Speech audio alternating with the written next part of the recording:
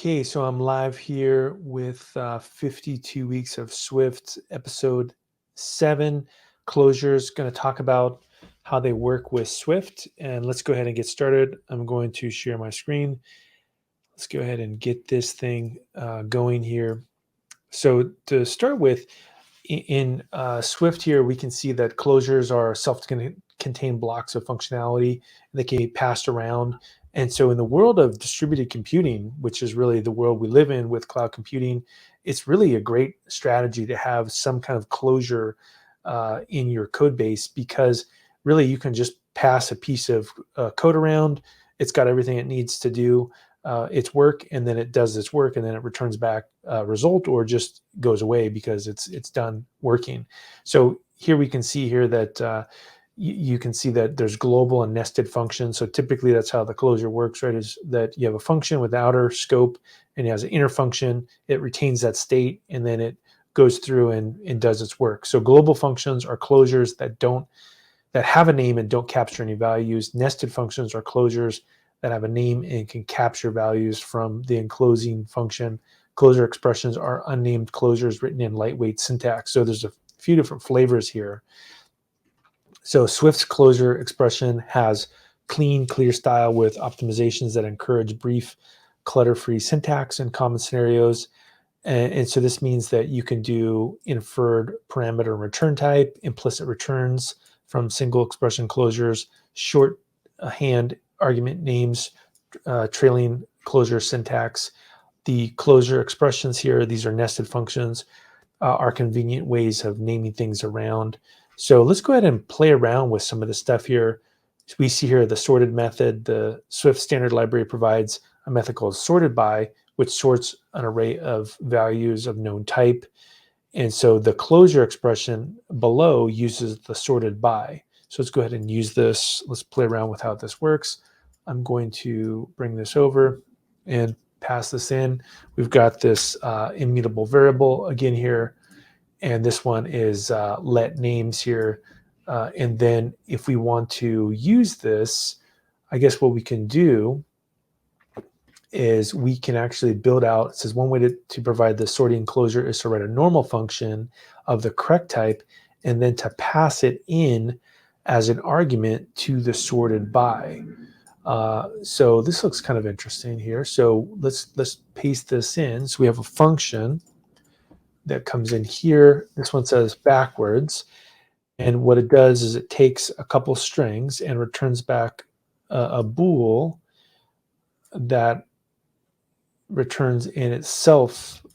Let's see here, something called the first string S1 is greater than the second string will return true. So basically it's a conditional statement that is returned here. And so what we do is we have var reverse names. So we have a mutable variable and it says names.sorted by backwards. I see. So we're basically applying a function we wrote to this sorted, which is pretty interesting here. So if we go through and we look at what this does, it's able to do a backwards sort. So essentially, I guess what we're doing, if I go back here, it says the sorted by method accepts a closure. So basically, this is in a way kind of similar to the way things work with, like, let's say pandas, for example, in Python, where you would have a piece of work, a function, you would have some data frame, you apply it, it does the work. Similarly, Python has a sorted as well, where you can give it a piece of work, a function, and then apply it to maybe a custom sort method. So it's really with a closure in this case, you're able to apply your own custom logic to something, and that's really one of the cool things about closure. So here we go. The closure expression syntax is the following form: parameters and then return type. So the parameter in the closure expression can be in-out parameters, but they can't have a default value. So here we go. This example shows a closure expression of the backwards function from above. So we say reverse names.sorted by, and we can actually build this all together. So let's go ahead and build that in and paste it in and see what we got here. So we have reverse names is equal to names dot sorted by. There we go. And what is the result here? If we go back here, is essentially the same thing. And so in this case, it shows us basically the style here. It says, because the body of the closer is so short, it can even be written on a single line, which is kind of neat here. So these are essentially letting us do inline functions, which is pretty cool, actually. Python as well has this with lambdas. So this basically illustrates that the overall call to sorted has remained the same, but there's 3 different ways that we did it. But the argument now, as I mentioned, is an inline closure. So you can do an inferring type from context because the sorting closure is passed as an argument to a method. Swift can infer the types of parameters and the type of values it returns. And so in this case, because of the types can be inferred, the parentheses around the name can be omitted. So it's kind of neat. Even shorter way to write this. I like short methods. And so I'm just going to get all this out. And we can just say reverse names is equal to names.sorted by. And if we go and we return this, does it... Oh, I think it's missing the... I took too much out. We need... what do we need here? We can... I think we're missing some variables. What is this missing? Let's go ahead and do this. Reverse names sorted. Let's go back again. Take everything here. I don't know what values I'm missing, but let's just paste this in at the bottom and not care about it. There we go. There's a variable missing that I didn't define that we're good. We're good now. So I guess in a nutshell, you can write a very concise closure by getting rid of return types, and you can do an inline function, which is pretty neat. So implicit returns from single expression closures here. So single expression closures can implicitly return the type as well by omitting the return. So here we go. Here's another way to do this. So we say implicit return. There we go. Reverse names are sorted by. So that's pretty neat. I definitely will probably play around with this later. And then we have shorthand argument names. Swift automatically provides shorthand arguments to inline closures, which can be used to refer to values of the closure's arguments, $0, $1, $2. So the in keyword can also be omitted because the closure expression is made up entirely of its body. So yeah, that's pretty cool. This is a neat little trick here as well.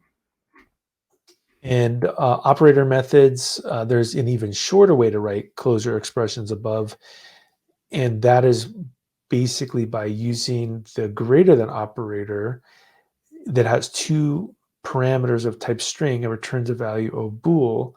This matches the method type. Therefore, you can just pass a greater than operator and Swift will infer you want to use it to do string-based implementation. Wow, that's pretty cool.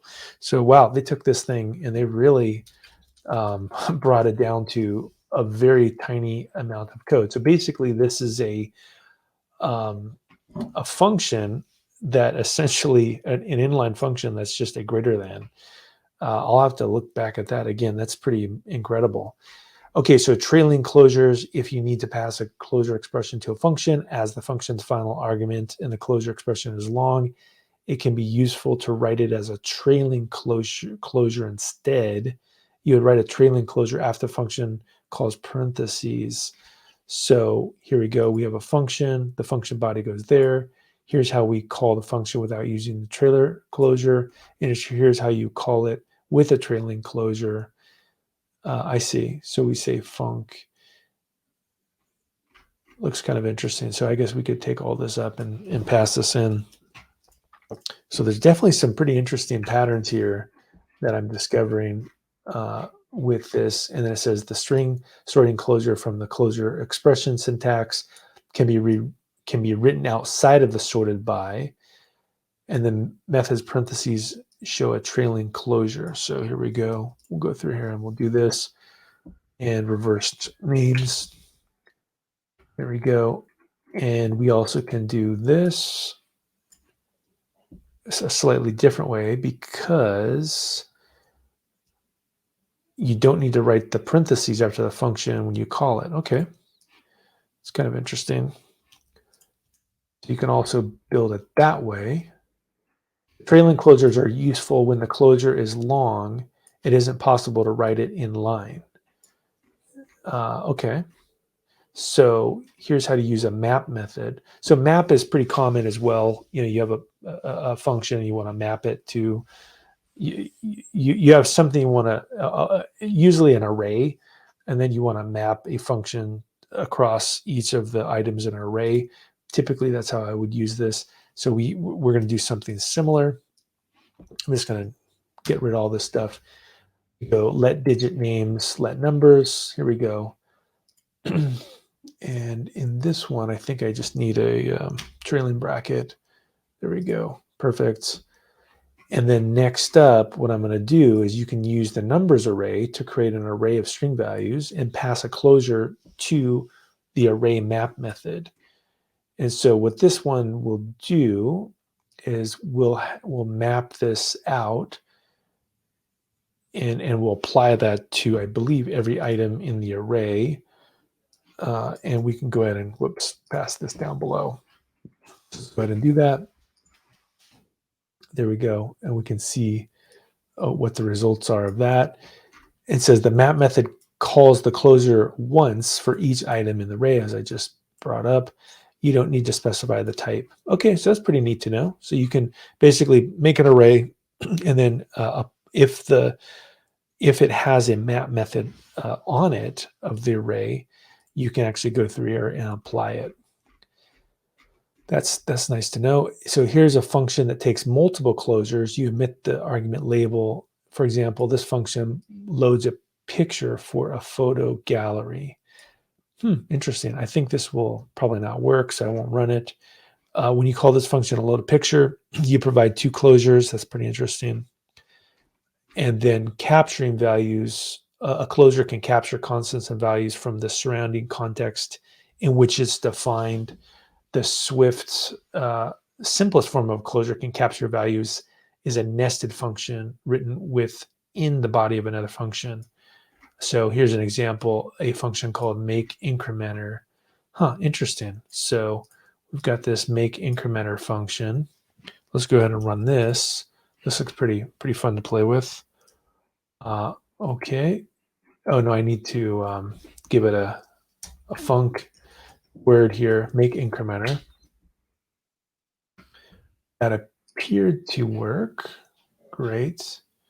And then if I bring this over, we can see it says 1, 6, 7. Okay, so it's able to do that. So the return type of make incrementer is integer. This means it returns a function rather than a value, because we're saying make incrementer, and then we're building a nested function inside, and then we're returning the inner function. So the outer function has some scope here, which would be this, and then this incrementer goes to running total, reaches up into its parent function, and then increments that. And so I'm assuming we're going to call this. So when considering in isolation, the nested incrementer function might seem unusual. It doesn't have any parameters, and yet it refers to running total. As an optimization, Swift may store a capture and copy. So here's an example of make incrementer in action, right? So now what we can do is we can basically run our closure, and we can say let increment by 10.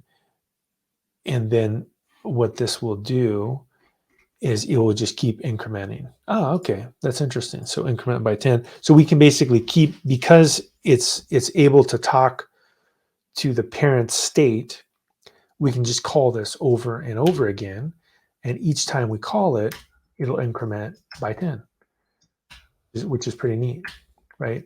And so these kind of patterns, I think, are great for, I think games would be a good example of this, right? You have some kind of game mechanics and you want to kind of build that game mechanics into a closure, and then you queue it up and then you pass that somewhere else. And then this could be some kind of game-based mechanic. So this is a neat little pattern. I'll definitely play around with this later when I get a chance. And so here we go. And we want to make an incrementer by 7. And we can do that by 7.